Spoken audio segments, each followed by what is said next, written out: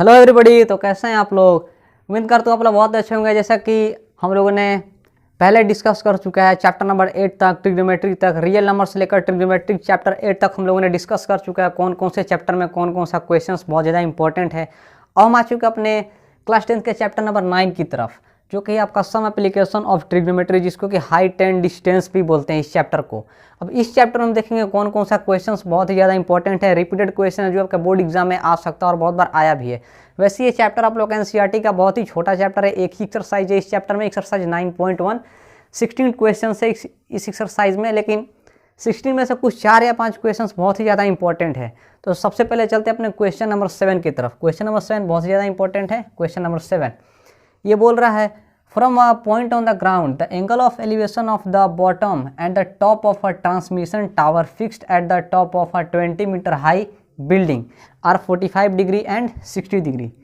इस क्वेश्चन में स्टूडेंट्स दो एंगल ऑफ एलिवेशन बन रहे हैं, एक बन रहे हैं 45 डिग्री का, दूसरा बन रहा है 60 डिग्री का। कहाँ से बन रहा है? एक 20 मीटर हाई बिल्डिंग के ऊपर बन रहा है, जो कि एक ट्रांसमिशन टावर के टॉप और बॉटम से बन रहा है। तो इस क्वेश्चन में आपको फाइंड करना है, find the height of the tower. Tower का हाइट फाइंड करना है कि जो ट्रांसमिशन टावर था इसका हाइट कितना है।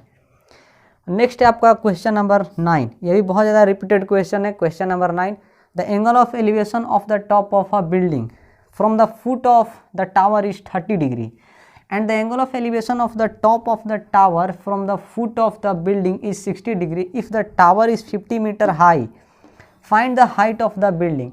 इस क्वेश्चन में बोल रहा है स्टूडेंट्स, एक टावर है जो कि 50 मीटर हाई है, 50 मीटर उसका हाइट है उस टावर का। और इस क्वेश्चन में दो चीज़ दिए हुए हैं, पहला है टावर और दूसरा है बिल्डिंग, दोनों एक दूसरे के अपोजिट में खड़े हैं और एंगल ऑफ एलिवेशन दो बन रहे हैं, एक बन रहे हैं 60 डिग्री के और दूसरे बन रहे हैं 30 डिग्री के। कैसे बन रहे हैं एंगल ऑफ एलिवेशन? एक जो एंगल ऑफ एलिवेशन बन रहा है वो टावर के टॉप से लेकर बिल्डिंग का फुट के पास बन रहा है और दूसरा बिल्डिंग का फुट से लेकर बिल्डिंग का टॉप से लेकर टावर का फुट के पास बन रहा है, माने दोनों एक अपोजिट में बन रहे हैं। तो इस क्वेश्चन में आपको फाइंड करना है हाइट ऑफ बिल्डिंग, बिल्डिंग का हाइट फाइंड करना है, जैसे कि क्वेश्चन नंबर 7 में आपको टावर का हाइट फाइंड करना था। वैसे दोनों क्वेश्चन में डिफरेंस ज़्यादा नहीं, बस थोड़ा सा डिफरेंस है। आगे भी आपके और दो क्वेश्चन है, उन दोनों क्वेश्चनों के बारे में हम डिस्कस करते हैं। नेक्स्ट है आपका क्वेश्चन नंबर 11। जैसे कि हम लोगों ने पहले कर चुका है दो क्वेश्चनों के बारे में, क्वेश्चन नंबर 7 और क्वेश्चन नंबर 9 का। अब हम आ चुके हैं क्वेश्चन नंबर 11 की तरफ। क्वेश्चन नंबर 11 तो बहुत ही ज़्यादा इंपॉर्टेंट है, ये तो आएगा ही आएगा।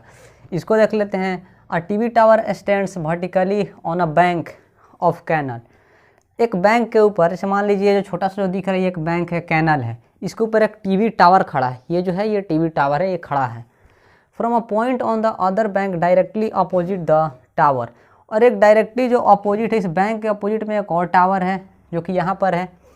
The angle of elevation of the top of the tower is 60 degree. और उस बैंक के ऊपर टावर के टॉप से एक एंगल ऑफ एलिवेशन बन रहा है जो कि 60 डिग्री का है।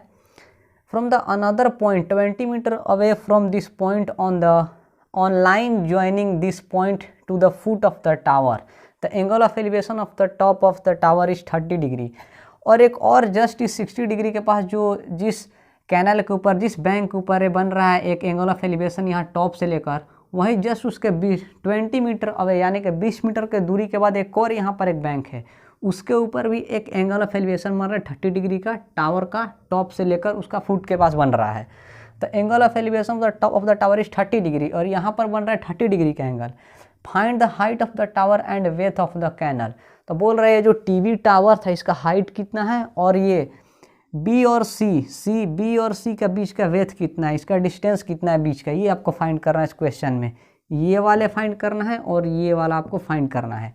टीवी टावर का हाइट कितना है और ये पहला जो बैंक जो कैनल था जिसके ऊपर एक टीवी टावर खड़ा था, वहाँ से दूसरा जो पॉइंट पे जो बैंक था उसका बीच का डिस्टेंस कितना है, इसमें आपको फाइंड करना है। क्वेश्चन नंबर 11 ये बहुत ज़्यादा इंपॉर्टेंट है।